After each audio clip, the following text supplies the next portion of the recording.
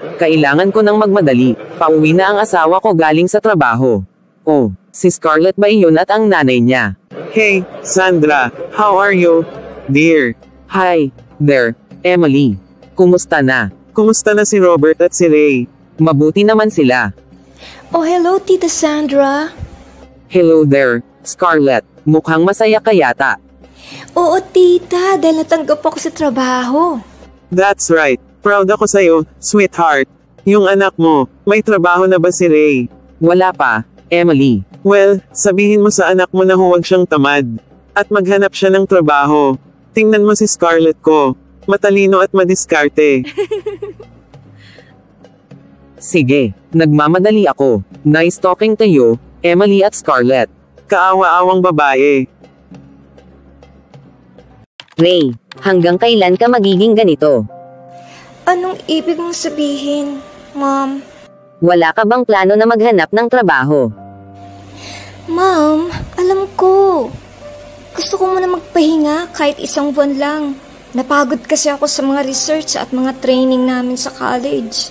Ano, hindi mo ba alam na si Scarlett ay may trabaho na at kumikita na ng pera? Bakit hindi ka gamaya sa kanya? Hindi mo ba alam na ininsulto ako kanina ng nanay niya? At tinawag ka pa niyang tamad? Ano? Anong karapatan niya na sabihin sa akin yun? Pwes, patunayan mo sa akin na mali sila. Bukas lumabas ka at maghanap ng trabaho. Mom, please. Wala akong dapat patunayan sa kanila. Pwede ba itigil niyo tong ginagawa niyo sa akin?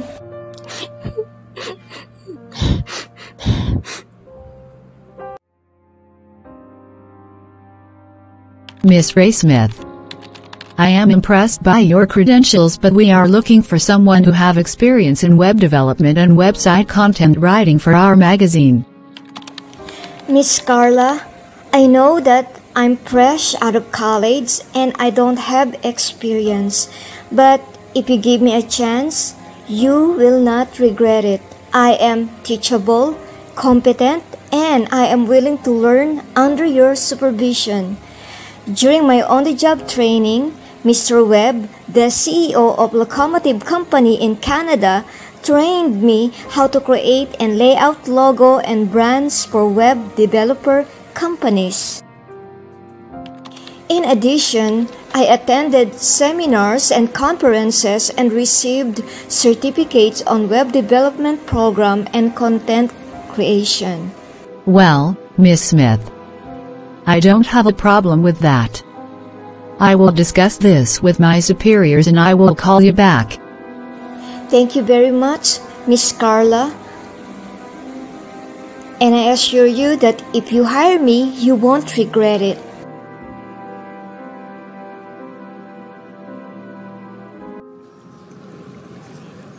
Ray, anong ginagawa mo dito? Scarlett? Hey! Kumusta ka na?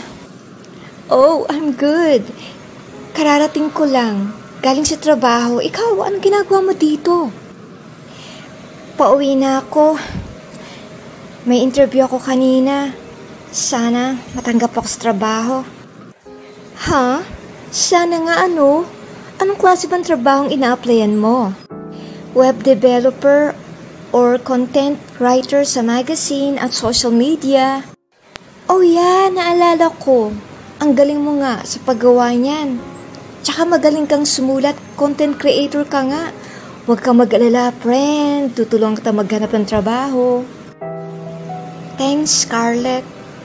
Swang-sawa na ako sa pagbubunga nga ng mama ko. Kailangan ko maghanap ng trabaho sa lalong madaling panahon para sa ganun, makapagbukod na ako. Iwan mo sa akin yan, Ray. Ako ang bahala sa'yo. Maghahanap ako ng trabaho para sa'yo. Magtatanong-tanong ako, okay ba? Salamat, Scarlett. Anong gagawin ko kung wala ka? Hey, no problem. What are friends for, diba?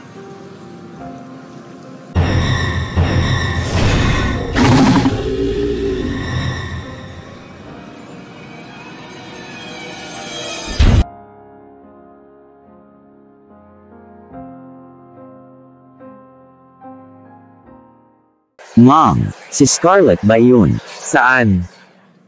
Scarlett, is that you? Brayden, I haven't seen you in years. Anong ginagawa mo dito? Oh, Mrs. Patty Brown. What a small world. Oh my, Scarlett, tingnan mo ang sarili mo. Halos hindi kita nakilala.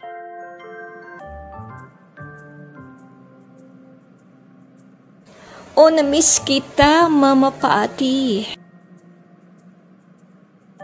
Anong ginagawa mo dito, stranger?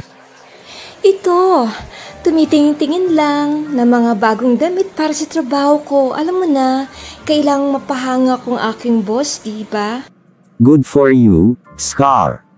What about you? Anong ginagawa mo dito? Huwag mo sabihin, nagkatrabaho ka dito bilang salesman. Oh no, this boutique is one of our fashion boutiques in the country. We are expanding our brand. Kaya nga naghahanap kami ng mga taong pwedeng gumawa ng aming website to promote ang aming boutique sa social media. So, baka may kilala ka na pwede kong bigyan ng trabaho, just let us know. Sure. Magtatanong-tanong ako at maghahanap ako. Okay?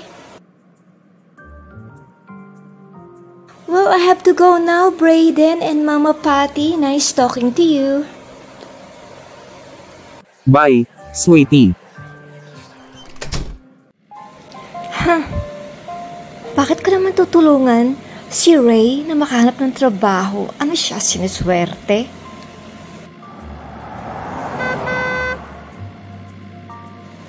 At isa pa, she's my rival nung high school kami. She's my frenemy, kaya there's no way na tutulungan ko ang babaeng yan. Sorry na lang, Ray. Maghanap ka sa wala. Good luck na lang sa'yo.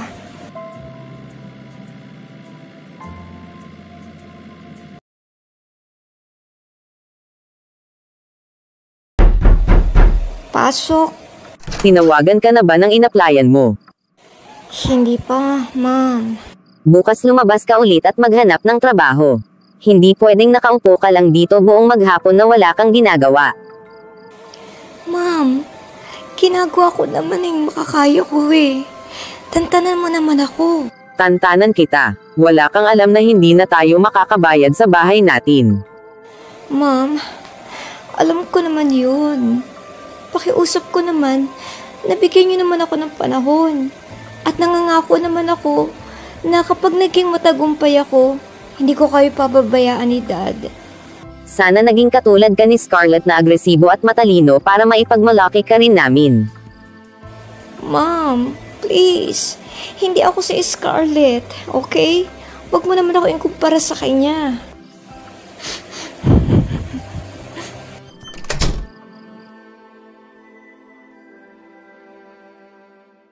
Hey, Ray, right. Hindi mo ba ako naaalala? College days. Pareho tayong trainee sa iisang kumpanya. Bakit mo naman kinalimutan iyon? Jessie? Finally, you remember me. I'm sorry, Jessie. May iniisip lang kasi ako eh. Tsaka hindi kita nakita. What's keeping you busy nowadays, Ray? Not much. Wala pa rin trabaho. Kaya ito, ang nanay ko, kinukulit ako na maghanap ako ng trabaho. I'm so sorry to hear that. Bakit hindi mo subukang mag-apply sa Digital Silk Company? Narinig ko na may opening sila ngayon. Talaga? Pero, wala akong karanasan, Jess. Nonsense. I know your caliber, Ray. Don't worry. Tutulungan kita. Si Uncle Jim ay supervisor ng HR department ng kumpanya. Kakausapin ko siya patungkol sa iyo. O Jessie, hulog ka ng langit.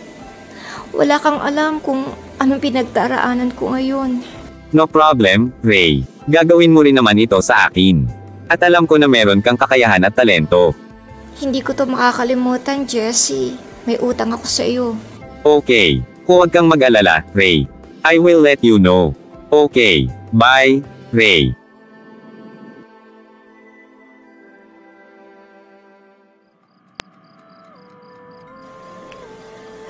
Ama, please.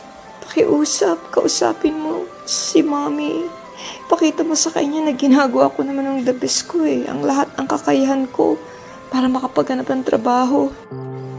Hindi niya alam yung masasakit na salita na sinasabi niya sa akin. Nasasaktan ako. Pakiusap po, Ama. Tulungan niyo po ako. Sa pangalan ni Jesus. Amen.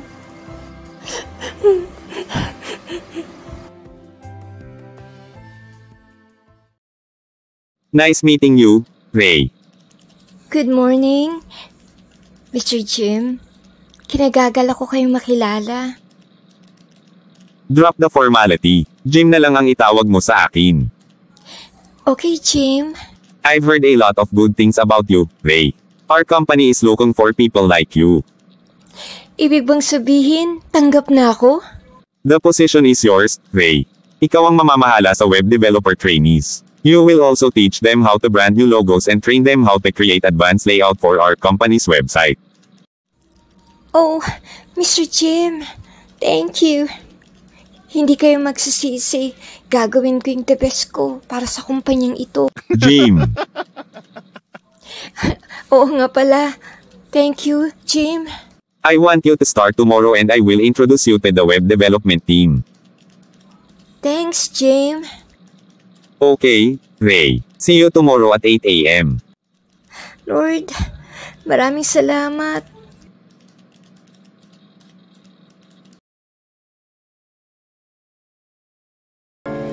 Don't forget to call our client to confirm our meeting with them tomorrow, okay? Yes, Ma'am Scarlett. Thanks, Jeremy. I'm so sorry, miss. How may I help you? Scarlett, anong ginagawa mo dito? Ray? Anong ginagawa mo dito? Naliligaw ka ba o ano? Oh, I'm sorry, Ray. Kung andito ka para mag-apply ng trabaho, I'm sorry. We are not hiring. Don't worry. Hindi ako nandito para mag-apply ng trabaho. May hinihintay lang ako. Sure. Sige. Kailangan ko nang bumalik sa trabaho. Don't worry. Tutulungan kitang maghanap ng trabaho. Bye.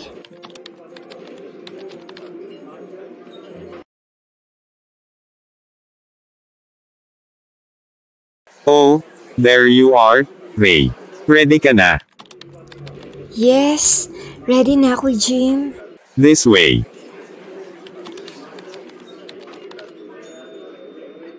Good morning everyone. I want to take this opportunity para ipakilala sa inyo ang bagong supervisor ng web development team.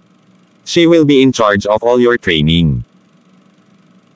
I am asking for your full cooperation regarding this matter. Huwag na tayong paligoy-ligoy pa, let us all welcome the new supervisor of the web development team. Good morning sa inyong lahat. Ako nga pala si Ray Smith, ang bago niyong supervisor.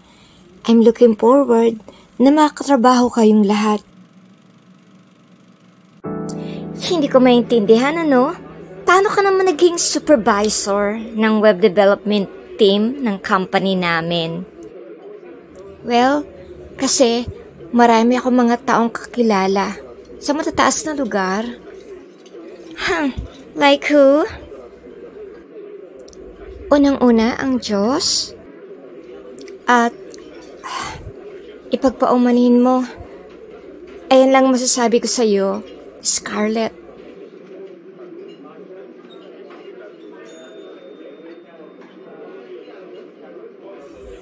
Well, if you will excuse me, marami pa akong gagawin sa opisina ko. Sige. Kung iniisip mo na mas magaling ka sa akin, mag-isip ka ng 2 beses, Ray. Gagawin ko ang lahat ng aking makakaya para wasakin ka. Hintayin mo na lang ako, kaibigan.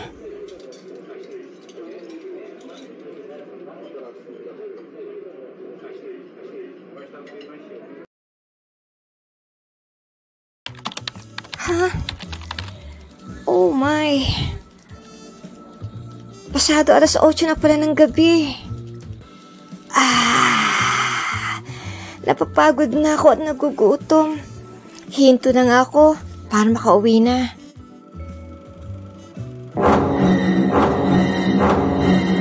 Perfect! Wala nang mga tao. Wawasakin ko ang trabaho ni Ray.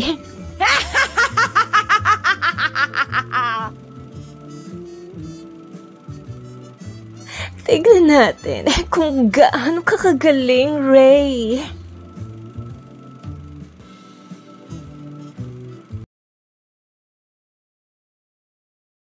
Tapos ka na ba sa pinapagawa kong web design, Ray? Kailangan natin iyan sa presentation mamayang hapon. Don't worry, Jim. Tinapos ko na kagabi pa. I'm happy to hear that. Let's go. Hindi tayo pwedeng mahuli sa ating meeting.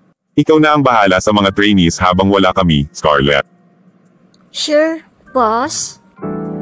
Break a leg, Ray.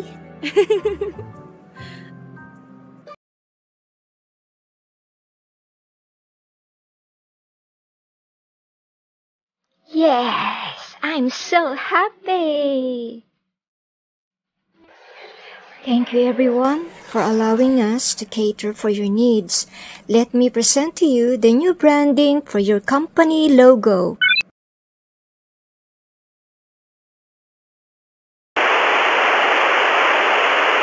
Anong nangyari sa presentation mo, Ray? Ha? Hindi ko alam kung anong nangyari, Jim. Akala ko ba ang sabi mo kagabi mo pa tinapos ang presentation mo? Hindi mo ba alam na malaking pera ang mawawala sa atin? Sila ang pinakamalaki nating investors, Ray. Ayusin mo ang kalat mo. Kundi wala akong choice kundi tanggalin ka sa trabaho. Napaka-unprofessional mo. Oh, I'm so sorry Mr. Ford and Miss Owens for the inconvenience. Pwede bang mag-meeting na lang tayo ulit bukas? No worries, Jim. Alright, last chance mo na ito, Jim, kung di sa iba kami pupunta. Thanks.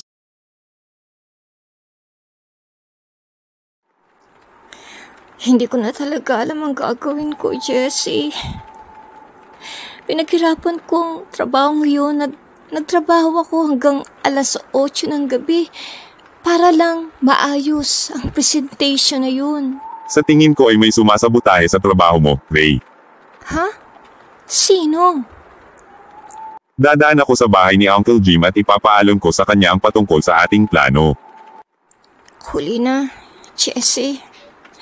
Ibinigay niya na yung posisyon ko kay Scarlett. Huwag kang susuko kaagad. Dapat nating malaman kung sino ang nasa likod ng kaguluhang ito. Ano ba talaga ang pinaplano mo? Akala ko hindi mo na itatanong. Ito ang gagawin natin.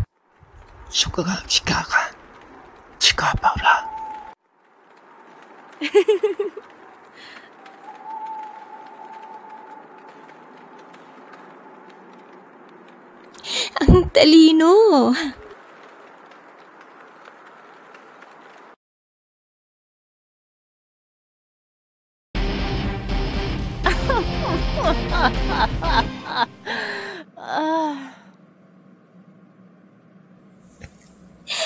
Kawawang Ray. Akala mo mautakan mo ko? Mas magaling yata ako sa iyo. Thank you, Ray, for your hard work and dedication. Ako ang magpapakita ng presentation mo bukas sa ating malalaking kliyente.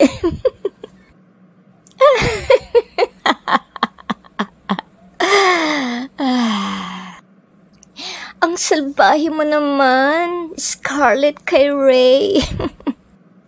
Sorry, Ray, ha? Pero ako, ipinanganak ako para maging supervisor ng web development team at hindi ikaw. Kawawang talunan.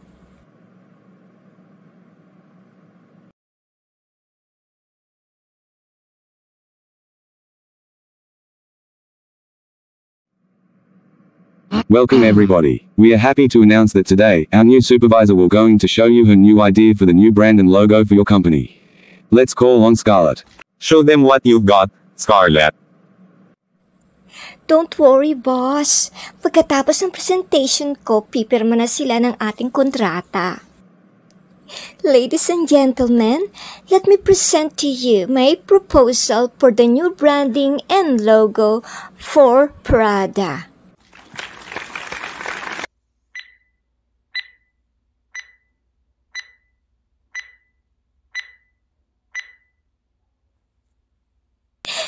Kawawang Ray, akala mo mautakan mo ko? Mas magaling yata ako sa iyo.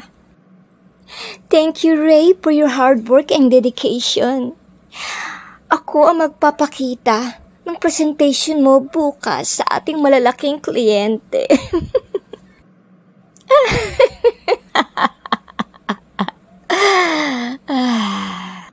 Oh my goodness. For heaven's sake, totoo ba ito? Anong ibig sabihin nito, Scarlett? Patayin niyo na yan. Tama na. Ha? Ikaw ang sumabotahe ng presentation ko? Bakit, Scarlett? Nakakadismaya ka, Scarlett. Bakit mo nagawa ito kay Ray? Please, magpapaliwanag ako. I'm sorry, Scarlett. Hindi ko kinukonsente ang ganitong pag-uugali sa ating kumpanya. You're fired. I'm so sorry, Ray. Please, patawarin mo sana ako. I'm so sorry, Ray, dahil hindi kita pinaniwalaan. Ibinibigay ko na ulit sa'yo ang trabaho mo. Kung bibigyan mo ako ulit ng isa pang pagkakataon. I will be happy to work for you, Jim. Si Jessie ang nakaisip nito. Buti na lang at nakinggan ko ang kanyang payo. Walang problema, Ray. Alam ko kasi na hindi ka ganyang uri ng tao. Hindi kami makapaghintay na makita ang presentation mo, Miss Smith. Ako rin. Well, in that case, maaari na ba tayong magpasimula? Mom! Dad! Hey, sweetie. Namiss kita, Dad.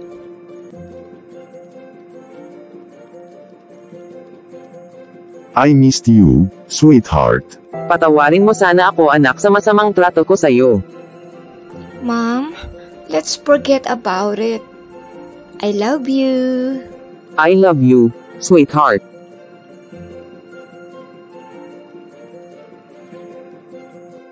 Well, Mom, Dad, dadaling ko kayo sa Hawaii para sa 5 araw na bakasyon. Okay ba yun sa inyo?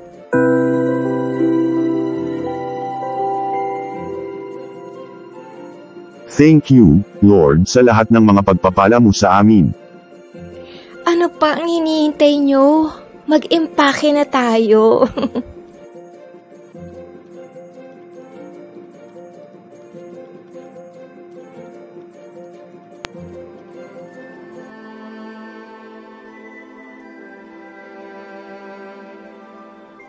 Mag-ingat kung sino ang tinatawag mong kaibigan. Mag-ingat kung sino ang iyong pinagkakatiwalaan. Baka hindi mo alam na ang kaibigan mo ay isa palang lihim na kaaway. Youth on the rock. Jesus is the rock. For young people and old alike. Please like, share, and subscribe to our channel.